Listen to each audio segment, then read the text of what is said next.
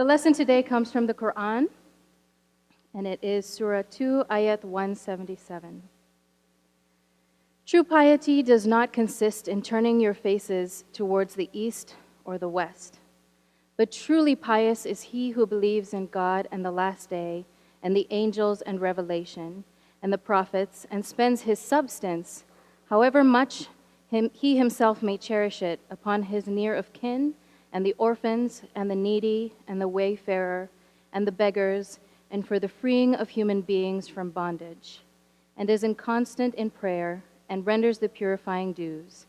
And truly pious are they who keep their promises whenever they promise, and are patient in misfortune and hardship, and in times of peril. It is they that have proved themselves true, and it is they who are conscious of God. For the word of God in Scripture, for the word of God among us, for the word of God within us, thanks be to God. I'm going to step away from the podium if that's okay.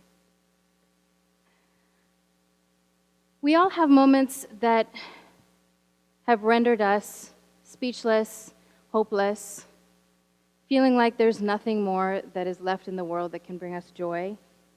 And we all have defining moments that usually come out of great tragedy or sadness that really change the way that we live our lives. I want to start with a disclaimer. How many of you have seen the movie Up? Yeah? You know how it starts out really sad? But we don't quit, right? We keep going. So my story starts out pretty sad. But if you stick with me, I promise you'll feel better. So this story actually starts in the summer of 2012. So if you think back to where you were that summer, it was 5 years ago, almost exactly. And during that summer or spring, my daughter turned 6. She's right there in the front. Can you wave? Here she is. She turned 6 years old, and I remember having a conversation with her about how excited she was about kindergarten. She was going to start kindergarten. She was so excited. She was going to be with her friends. And my friend Jennifer across the country in Connecticut was also having the same conversation with her daughter Aviel about kindergarten and how excited they were about school to start and their friends. And both little girls spent the summer playing in the sand and hugging people and making friends with people even if they didn't speak the same language. And both little girls had shiny, sparkly brown eyes and curly brown hair that bounced when they ran. And in December of that year, a very disturbed young man walked into Avi's classroom and murdered her and 19 of her classmates and 6 of their educators. Avi went to Sandy Hook Elementary School.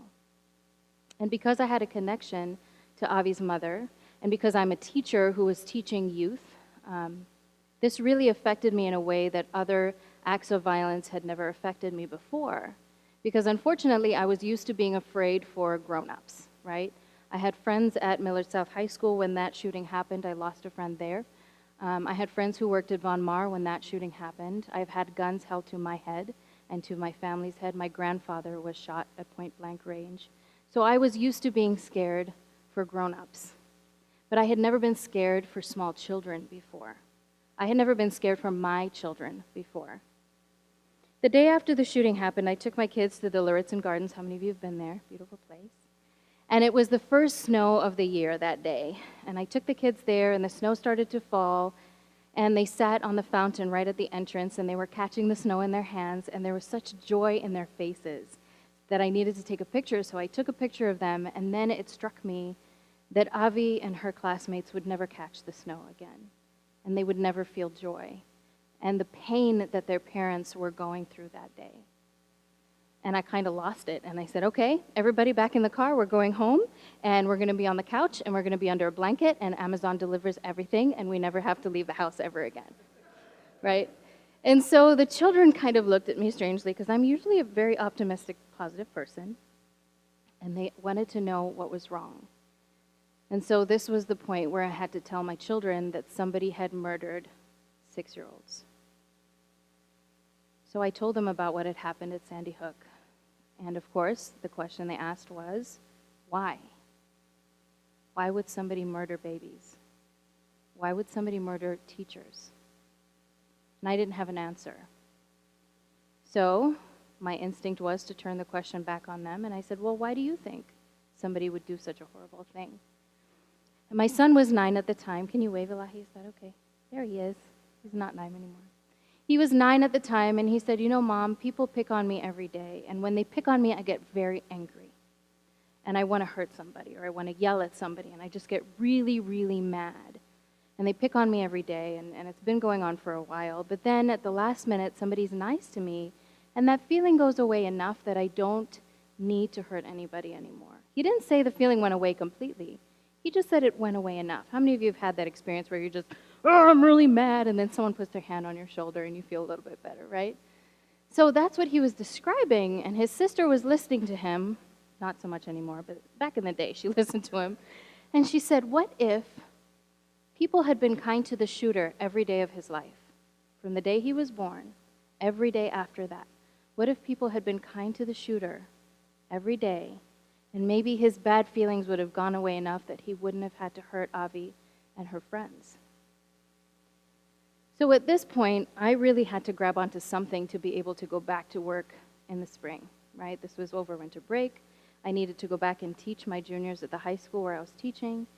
And this gave me a little modicum of control, because I thought, I can't change what happened in Sandy Hook. I can't change what's happening in Syria. I can't change what's happening in Mexico, but I can maybe prevent a tragedy from happening where I am.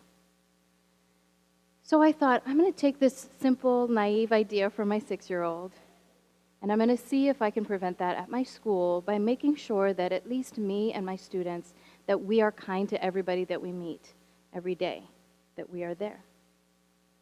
So I was self-medicating on Pinterest, because that's what I like to do.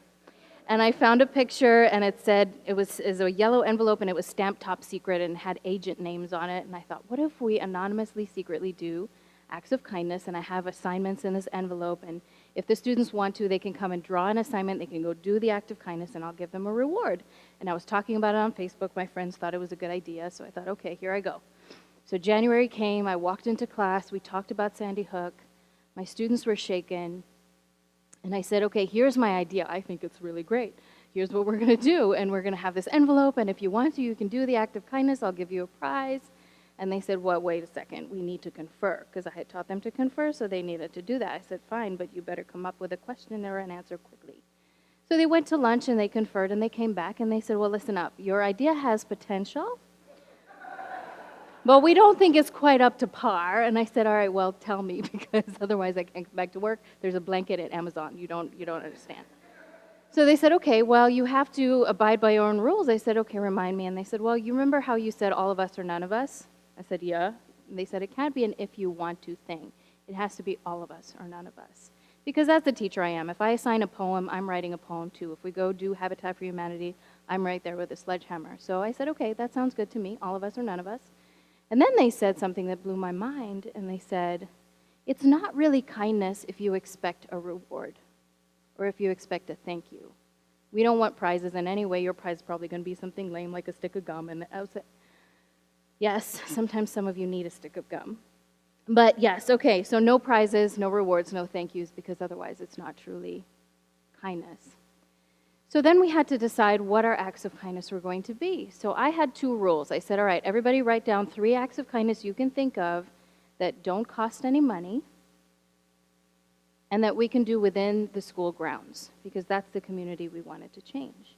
So everybody came up with 3 things, and it was more difficult than you'd think, because when we talk to people about kindness or when we read news stories about kindness, it's always about money. It's always about donations, right? I had students at the time who qualified for the program I was teaching because they didn't have anything. Their GPAs were 2.5 or below to qualify, and their families made $500 per month or less for the entire family. So they didn't have anything to give when it came to money. But I wanted them to understand that you don't need a lot of money, and you don't need fame, and you don't need popularity, you don't need the latest Jordans to be able to change somebody's life. So they each came up with 3 acts of kindness that fit my requirements, and I cut the list down to 21 acts of kindness because there were 20 students, 1 of me. Each act of kindness got an envelope, and then because I'm cheesy that way, we had to have a ceremony around the whole thing. So every week I would play a song about kindness. I was doing old school stuff like You've Got a Friend and Stand By Me, and they were like, nope, Bruno Mars needs to come in, some Christina, we need to do some more popular stuff. So we did that. So every week I'd play the song, we would all solemnly go up to the front and draw our assignment, and then we would recite our oath that we had written, and we would recite the set of risks we were taking by doing the project, things like, people might think I'm a nice person, God forbid in high school. Or I might become a happier person. Or my face might hurt from smiling too much. That one came true because one of our acts of kindness was you had to smile at everybody you saw every day for a week, even if you didn't feel like it and it was really awkward and they didn't smile back. You still had to do it. So we had our set of risks, and then we went along our merry ways, and we did our acts of kindness, and then we would come back and do the whole thing over again. And we were journaling as well, describing what happened, how did we feel before it happened, and how did we feel after it happened, because I wanted them to go back and reflect upon how kindness really truly makes us feel, because we don't reflect on that very much.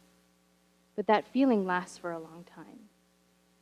So as the project continued throughout the semester, they started to think that we needed to write letters and notes to people, but they felt a strong need to sign them, and since we were trying to be anonymous, we couldn't sign them with our real names.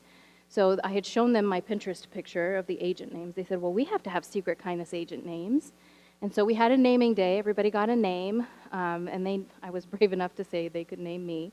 And they named me Agent Mama Beast because when I was teaching at a different high school, the students used to call me the Beast, and I was very offended. I said, that's not a good thing. I know the Beasts are not. They're like, no, miss, because you're beastie. And I thought, okay, that's real scary. They said, no, because you're in beast mode all the time. And I said, I don't understand what you're talking about. They said, oh, it means you're good at what you do. And I didn't believe them. They maybe go on Urban Dictionary, which you can't unsee ever. But it turns out it's true. It's good at what you do. And then how many of you have ever called a teacher mom by mistake? Let's be honest, friends. Okay, lots of hands. Yes, so they used to call me mom by mistake, so I became Mama Beast. Well, when I came to the new school, I walked in the first day, and they said, hey, Mama Beast, how did you know who I was? And they said, well, Danny is dating Anna from South, so that's how we know. Okay, great. So I was Agent Mama Beast. All my students had their agent names.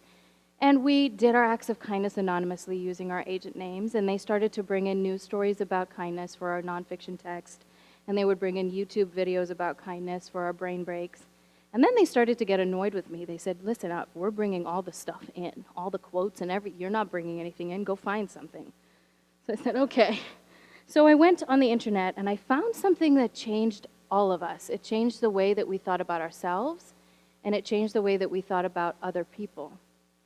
And it was a Cherokee legend called The Story of the Two Wolves. How many of you have heard of that one? A few people. So the story of the two wolves is a grandfather talking to his grandson, and he says to his grandson, I have these two wolves that are constantly battling inside me. There's a wolf full of kindness and generosity and compassion and joy, and there's a wolf full of anger and jealousy and resentment and spite, and they're just always fighting with each other. And the grandson asks, well, grandfather, which wolf wins? And the grandfather says, it's the one that I feed. Right? It's the one that I feed. And so I was telling this story to my students, and they were thinking about, well, what's the food for the good wolf, and what's the food for the bad wolf? And they decided that acts of kindness are the food for the good wolf. And I said, well, whose good wolf is it feeding? And they said, well, it's feeding the good wolf of the person we're being kind to, of course, but it's also feeding our good wolves, because they were reading through their journals, when we do an act of kindness, we feel better. Remember, my son said, somebody's nice to me, and that feeling goes away, because his good wolf was getting stronger and his bad wolf was being starved. And it was interesting because my 17-year-olds understood this, and when I told this story to my 6-year-old and my 9-year-old, they understood it too. And my daughter woke up one morning and she said, sometimes I wake up and both my wolves are sleeping. And I said, yes, that's called apathy. What do you need to do? She said, I have to wake the good wolf up right away. I'm going to make you an egg. And she did, and it was great. So the interesting thing about that was that we realized that there was a myth that we are telling ourselves and that we are telling other people. And I'm going to ask you some questions now, and I want you to be brave and answer them the way that my students did, and we'll see if we get the same results and uncover the same myth. So my first question is, raise your hand if you have ever been bullied by somebody. Siblings count. Cousins, neighbors, yes? Okay, so look around. I think everybody has their hand up for the most part. All right, this is the more difficult question. How many of you have been the bully at some point? Siblings still count. Cousins still count. Okay, look around. Okay, same thing happened. Everybody has been bullied and everybody has been the bully, because the truth is that when we bully somebody, we are feeding their bad wolf and turning them into a bully in turn, right? So when we talk about bullying as a society, as educators, as educational leaders, and we say, oh, we need to deal with the bullies, as though there's some mythical small group over here that if we just deal with them, then everything's going to be okay, ignoring the fact that it's all of us, right? Next question. How many of you have ever heard somebody say to you, you really need to meet these people, they're really good people. You need to date this person, they're a really good person. Look around, raise your hand high. We've all heard this, right? Okay. How about the opposite? Oh, stay away from those are bad people, they're trouble. Mm-mm. We've all heard this, right? Okay, so all the hands went up. All right, here's the difficult part. How many of you believe that you are a truly good person? 100%, you never stole somebody's lunch out of the fridge at work. I'll find you. You never threw your shoe at the TV. You never wanted revenge. There are no good people in the room. Interesting. All right. Nobody's getting a date ever again. How many of you believe that you're 100% evil? As much as you'd like to be Lex Luthor, let's be honest. How many of you are 100% evil? You've never smiled at anybody. No bad people in the room. Okay. So that's a myth too. When we tell people these are good people, these are bad people, we just proved in this room that that's not true. There is no such thing as a good person, and there's no such thing as a bad person. We all have both wolves, and it just depends which one we choose to feed in the moment. And if we choose to feed the bad wolf, we are feeding somebody else's bad wolf too, and we are just as responsible for their bad behavior as they are. Because we created the hurt and the anger and the pain in them and the fear that caused them to behave in that way. So the change in my students was remarkable, because they used to go around doing things, making bad decisions, and then saying to me, what's the point? I'm just a bad kid. Why should I even try? Have you ever heard a child say that? Yeah? Have you heard yourself say that in your mind? Yes? But that changed. And they would talk about other kids. Oh, that's just a bad kid. I can't believe so-and-so is dating so-and-so. They're just trouble. You gotta stay away from them. That's how they used to talk. As I was walking around the classroom, because side note, when you walk around the classroom, eventually you become invisible and students don't know that you hear everything. But they were saying things like, Maria's really mean to people all the time. I wonder who's hurting her at home. Why don't we sit with her at lunch and feed her good wolf every day? So different, because they were seeing people in different lights now, right? And when I started to think about the tragedies that happen in the world, when I think about Charlottesville yesterday, it's because people have been fed this myth of the other being bad. That we are good and they are bad, and we are us and they are other. And that's just simply not true, right? So the change in my students was very gratifying to me, and it kind of gave me back my faith in humanity. Because before this project and after Sandy Hook, I had maybe 2 or 3 people I could think of that I taught who I was afraid of what they would get out of their backpack or their hoodie, truly. But by the end of this project, I was looking forward to what they were going to pull out, right? I expected the best out of them, and they lived up to that.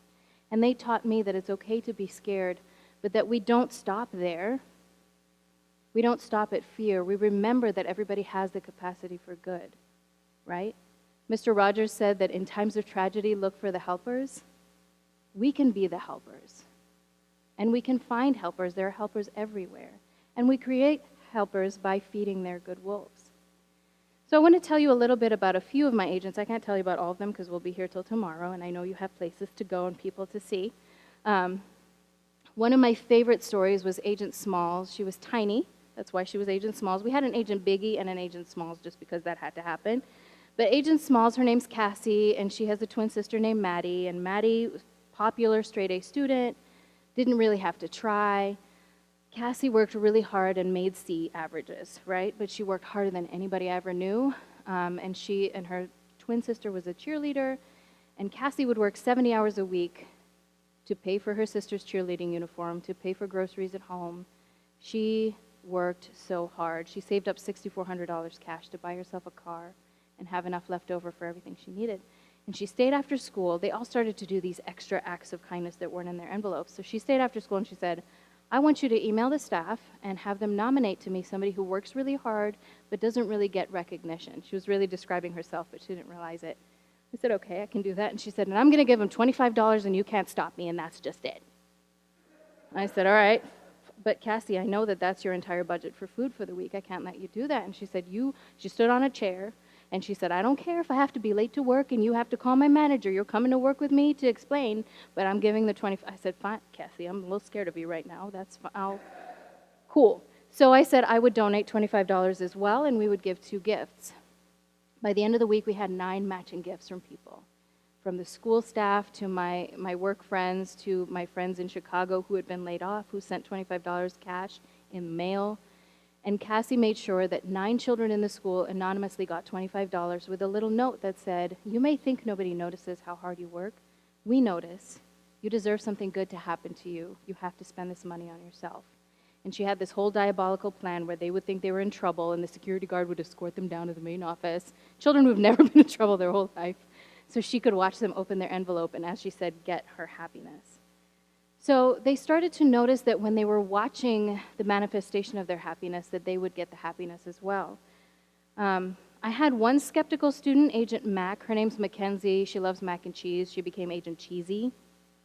She was really skeptical, and her first assignment was to write to the administrator who has to discipline everybody. I don't know why they did this to this poor woman. That was her whole job, was getting kids in trouble all day long. And so she had to write a letter to that administrator to explain how important her job was. So Cheesy's in the back of the room writing this letter, and she's cussing up a storm under her breath, I'm pretty sure, and I can hear stupid and dumb coming out of her face. And I was a little afraid. She put it in this envelope, sealed it, slammed it on my desk, and said, I need you to deliver this today. I said, okay, Cheesy, that's fine. So I went. It was a Friday in January, and it was sleeting outside, and I went after school, and this assistant principal was sitting in the office at the end of this long, dark hallway, and I waited, and the office staff went home, and I waited, and the custodians checked on me, and I waited, and finally the family stormed out. And I went in there, and this poor woman's sitting there like this. And I went in there, and I said, I need you to please just read this right now, and I'm terrified. So she opens the letter, and she starts crying. And I thought, this is it. I get fired. Cheesy has cussed her out. It's over. And I said, are you okay? And she said, it's just that I was going to quit my job today. And she was sobbing, and I didn't have tissues, and it was awkward. But I said, okay, what? Why are you crying? And she said, because this person, whoever wrote this, has told me how important my job is. So I'm not going to look for a new job, even though I'd be a great dog walker, right? I said, you'd be a great dog walker. You'd be great. And so she said, I want to write back to this student. And so I said, okay, I guess I'm a delivery service now. Sure, go ahead. Cheesy became obsessed with the project in a pretty creepy way. She used to put care packages on people's doorsteps with everything that they liked. She would stalk them on social media to find out what they liked. And I was like, Cheesy, how do you know where they live? Oh, that's easy. I just follow them home. Okay, that's great. And she actually followed me home at one point. She must have, because 2 years later, I had a package at my doorstep and a thank you note from Cheesy saying, I was having one of the worst days. And I wrote that letter. It took me 5 minutes, and I changed the life of a grown-up. That's how powerful kindness is, and that's why I believe so much in this project. So it was really great to see how it changed her and got rid of that skepticism and that whole it's cool to be mean and it's cool to be somebody who doesn't believe in things, to somebody who was the opposite of that. I had a student named Lance who was the only openly gay student in the whole school. He'd attempted suicide 14 times by the time I had him as a junior. And the only welcoming person in his family was his mom, who had passed away the year before. And Lance would just walk with his head down, in 6-inch heels, though. Very, very beautifully done. He looked amazing. And he was scared of everybody. There was a boy who would urinate in his shoes during gym every day. He would get spat on, lots of horrible things, and he just was scared of everyone. But by the end of the project, he was looking to make friends with everybody. He wanted to have hope that other people had good wolves, and he's like, I'm not going to stoop to their level. I'm going to feed everybody's good wolf, and I'm going to make sure my good wolf is the strongest in the school. And his self-confidence grew. His signature move was bizarre, because he saved up money and bought a lawnmower, And then under cover of night, he was mowing people's lawns anonymously in 6-inch heels and a feather boa, which was dangerous on so many levels. I was like, Lance, let's talk about ankles breaking and people shooting you in the dark. You can't do it. And so he learned to knock and ask for permission. And sometimes I'll come home and he's mowed my lawn and he's eating apples in the kitchen with my children. But his self-confidence grew and he held his head up high and just did the most amazing things from then onwards. So we really learned to be a family. We learned to be a community. We had students in the classroom who normally wouldn't really talk to each other. I had a student named Marlon, who was Agent Biggie, actually. And he learned in his church that being gay was a sin and whatever else, and he would just kind of avoid Lance. But he heard about what was happening to Lance by the end of the semester, and he came up, put his arm around his shoulder, and said, "You're my brother. I will escort you to every class. I'm going to find out who this kid is who's peeing in your shoes." And he did find that child. And he sat him down and he said, "Everybody has a good wolf and a bad wolf. And right now, your bad wolf's really strong, and you need to figure this out." It was really, really great to see how he was standing up for Lance, even though his opinions and beliefs had not really changed. He believed that Lance was worthy of dignity and respect and love, just as much as everybody else. And so once I left the Secret Kindness Agents group, I had to leave to work somewhere else. And they wanted to keep the project going. They became addicted to it, in a manner of speaking. And so we started a Facebook page called the Secret Kindness Agents. I think we have more than 5,000 likes on it now. And we keep putting assignments on there, and we put quotes on there, and we put news stories on there. And so the Secret Kindness Agents are still going strong. And a friend of mine said, "Hey, why don't you write a book about it so that other people can do this?" And I said, "No, thank you very much. That sounds like a lot of work." And she said, "You should ask your agents." And I said, "I hate you because I know what they're going to say." So I went to my agents and I said, "Cindy wants us to write a book." And they said, "You're going to write most of it." Yes. I said, "Yes." They said, "Then we would like to do it." So we wrote the book. It took me a year. And the proceeds go to the Juvenile Diabetes Research Foundation because the students wanted that. One of our agents had juvenile diabetes. And then do you have a friend who dares you to do things and then you can't say no? I had a friend who did that, and she dared me to do a TED Talk.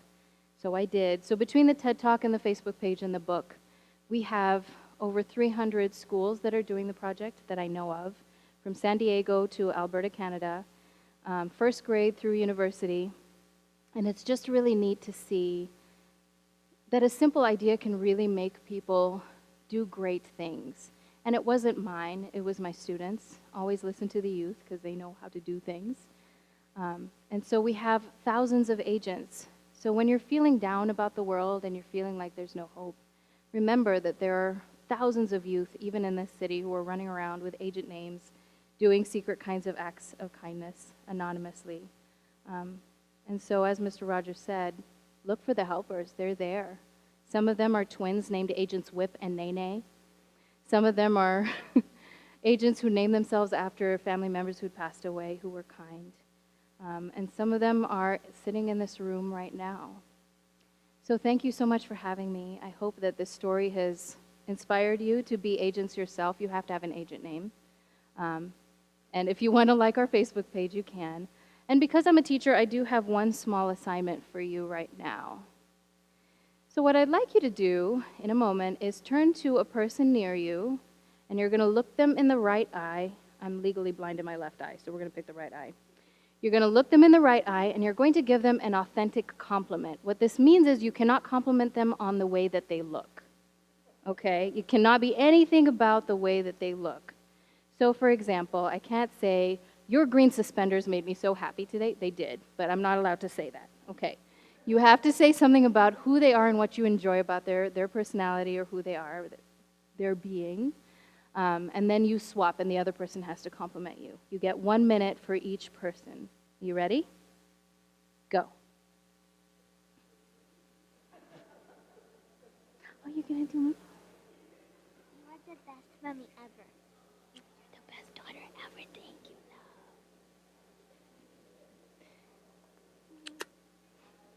Who are you going to compliment next? Daddy. Okay, do your thing.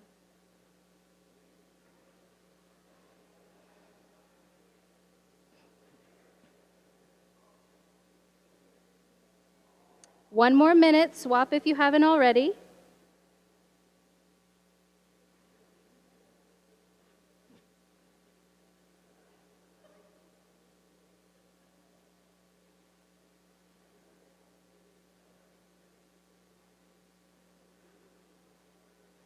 All right, wrap up your conversation. So whenever I do this assignment, I notice two things. The first is that when I say go, everybody has this strange nervous giggle that they go, and it happened here, right? And I've been thinking about that, and I think it's because we are so used to criticizing ourselves and others, and we're not used to giving compliments, real compliments to people. The second thing is that everyone always ends up smiling. And if you look around, everybody's smiling. You all have great smiles, by the way. And there are always a few tears, and that happened again today. But I want you to pay attention right now to how your body is feeling physically. And I think you'll notice that you do feel good. Some people report buzzing in their teeth and a warm, fuzzy feeling, right? How many of you are feeling those things right now? Yeah? Okay, everybody, good. So next time you're having a terrible day, just do that. It took you a minute, right? It took you 1 minute. Okay, so my next assignment, and I promise this is the last one, and I won't know if you do it or not, is I want you to close your eyes. And I want you to think about somebody in your life. Close your eyes, Granny Annie. I see your eyes open. There we go. Think about somebody who is an unsung hero in your life. They might be 3 years old, they might be 83 years old, they might be a neighbor, a friend, a family member, a teacher, a caregiver. Think about this person who's an unsung hero. And when you can picture their face in your mind or think about their name, you can open your eyes. Your assignment is within the next 24 hours to communicate in some way to that person, A, that they're your hero, and B, why? Why are they your hero? You can do this in person, over the phone, on Facebook, a text message, send them an anonymous letter.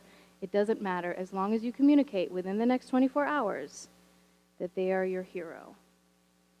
And today, I want to tell you that you are my heroes because you came here today and because you listened. And listening, I think, is one of the biggest acts of kindness we can give people, is to truly sit and truly listen with your whole heart open and your whole mind open so that you can grow and feed your good wolf. Thank you for having me today.